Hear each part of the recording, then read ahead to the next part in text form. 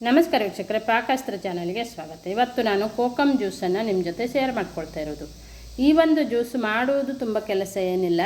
ಇದನ್ನು ಉಪಯೋಗ ಅಂತೂ ತುಂಬಾ ಇದೆ ನಮ್ಮ ಆರೋಗ್ಯಕ್ಕೆ. ಇದು ಎಲ್ಲೇ ಸಿಕ್ಕಿದ್ರೂ ಖಂಡಿತ ತಗೊಬಂದುಬಿಟ್ಟು ಜ್ಯೂಸ್ ಮಾಡ್ಕೊಳ್ಬೋದು ಅಥವಾ ಸಾಂಬಾರು ಪದಾರ್ಥಗಳಿಗೆ ಹಾಕ್ಕೊಂಡು ಇದನ್ನು ಸೇವಿಸ್ಬೋದು. ಅಂದರೆ ಹುಳಿಯ ಬದಲಾಗಿ ಈ ಒಂದು ಕೋಕಮನ್ನು ಹಾಕಿ ನಾವು ಮಾಡ್ಕೊಳ್ಬೋದು.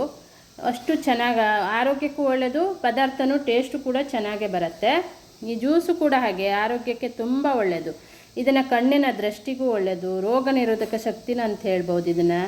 ಮತ್ತು ದೇಹವನ್ನು ತಂಪು ಮಾಡಿಸುತ್ತೆ. ಈ ಬಿಸಿಲುಗಾಲದಲ್ಲಿ ತುಂಬಾ ಬಿಸಿಲಿರುವಾಗ ಇದನ್ನು ಕುಡಿದ್ರೆ ದೇಹನ ತಂಪಾಗಿರುತ್ತೆ, ತೂಕ ಕಡಿಮೆ ಮಾಡ್ಕೊಳ್ಬೋದು. ಮತ್ತು ನಮ್ಮ ಆರೋಗ್ಯದ ದೃಷ್ಟಿಯಲ್ಲಿ ಹೇಳಬೇಕಂದ್ರೆ ತುಂಬಾ ಇದೆ, ಇದರ ಉಪಯೋಗ ಅಂತೂ ತುಂಬ ಇದೆ.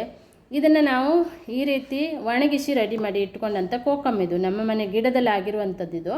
ಇದನ್ನು ತೊಗೊಬಂದುಬಿಟ್ಟು ಒಂದು 4-5 ಬಿಸಿಲಲ್ಲಿ ಹಾಕಿ ಅದರ ಒಳಗಡೆ ಬೀಜ ಇರುತ್ತೆ, ಅದನ್ನು ತೆಕ್ಕೊಂಡು ಅದನ್ನು ಮೇಲ್ಗಡೆ ತೊಗೊಟ್ಟೆ ಅಷ್ಟನ್ನೇ ಒಣಸ್ಕೊಳ್ಬೇಕು. ಒಣಸ್ಬಿಟ್ಟು ಅದನ್ನು ಅದು 4-5 ಬಿಸಿಲ ನಂತರ ಈ ರೀತಿಯಾಗಿರುತ್ತೆ. ತುಂಬಾ ಡ್ರೈ ಆಗಿದೆ, ಇದೀಗ ತುಂಬಾ ಗಟ್ಟಿಯಾಗಿದೆ. ಇದನ್ನು ನಾವು ಒಂದು ನೀರಲ್ಲಿ ಹಾಕಿ ನೆನೆಸಿಟ್ಕೊಳ್ಬೇಕು.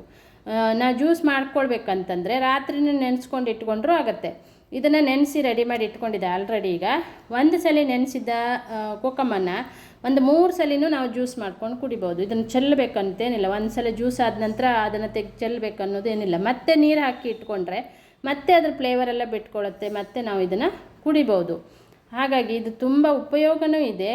ಇದು ನಮ್ಮ ಕಣ್ಣಿನ ದೃಷ್ಟಿಗೂ ತುಂಬ ಒಳ್ಳೆಯದು. ಆರೋಗ್ಯದ ದೃಷ್ಟಿಯಲ್ಲಿ ಹೇಳೋದಂತಂದರೆ ತುಂಬಾ ಉಪಯೋಗ ಇದೆ. ಇದರ ಜೊತೆಗೆ ನಾನು ತಂಪಿನ ಬೀಜವನ್ನು ನೆನೆಸಿಟ್ಕೊಂಡಿದ್ದೆ. ಇದಿದ್ದರೆ ಹಾಕ್ಕೊಳ್ಬೋದು, ಇಲ್ಲಾಂದ್ರೂ ಆಗುತ್ತೆ. ತಂಪಿನ ಬೀಜನೂ ಕೂಡ ಹಾಗೆ ಬಿಸಿಲುಗಾಲದಲ್ಲಿ ತುಂಬಾ ಒಂದು ಒಳ್ಳೆಯ ಒಂದು ಪದಾರ್ಥ ಅಂತಲೇ ಹೇಳ್ಬೋದು. ಈ ಬಿಸಿಲುಗಾಲದಲ್ಲಿ ತುಂಬ ಸೆಕೆಗಾಲದಲ್ಲಂತೂ ದೇಹಕ್ಕೆ ತಂಪಾಗಿಸ್ಕೊಳ್ಬೇಕಂದ್ರೆ ರಾಗಿ ಜ್ಯೂಸು, ತಂಪಿನ ಬೀಜದ ಜ್ಯೂಸು, ಕೋಕಮ್ ಜ್ಯೂಸು, ಇಂಥ ಜ್ಯೂಸ್ಗಳನ್ನು ನಾವು ಮಾಡಿಕೊಂಡು ಕುಡಿಬೇಕಾಗತ್ತೆ. ಇದನ್ನು ಚೆನ್ನಾಗಿ ನಾನು ಸಕ್ಕರೆ ಹಾಕಿ ಇಟ್ಟಿದ್ದೆ ಆವಾಗ.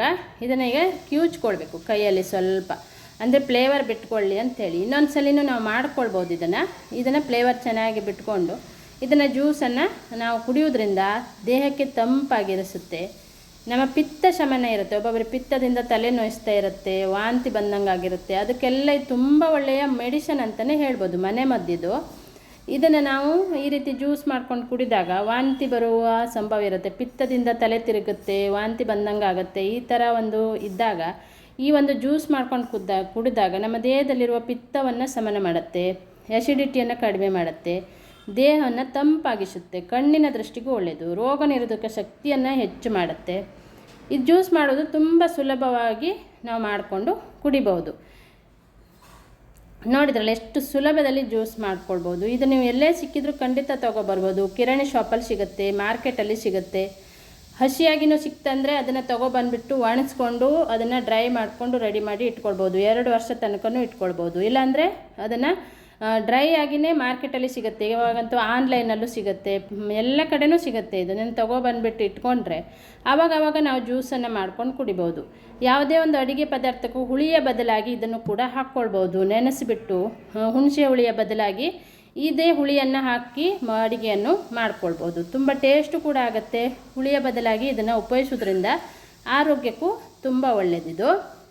ನೋಡಿದ್ರಲ್ಲಿ ಎಷ್ಟು ಸಿಂಪಲ್ಲಾಗಿ ಈಸಿಯಾಗಿ ಜ್ಯೂಸು ಮಾಡ್ಕೊಳ್ಬೋದು. ಹಾಗೆ ಅದರ ಬೆನಿಫಿಟ್ ಅಂತೂ ತುಂಬಾ ಇದೆ. ಹೇಳ್ತಾ ಇದ್ದರೆ ಒಮ್ಮೆ ಅದನ್ನು ನೀವು ಚೆಕ್ ಮಾಡಿಕೊಂಡು ಕುಡಿಯೋದ್ರಿಂದ ಆರೋಗ್ಯಕ್ಕೆ ತುಂಬ ಒಂದು ಉಪಯೋಗವನ್ನು ಪಡ್ಕೊಳ್ಬೋದು. Thank you.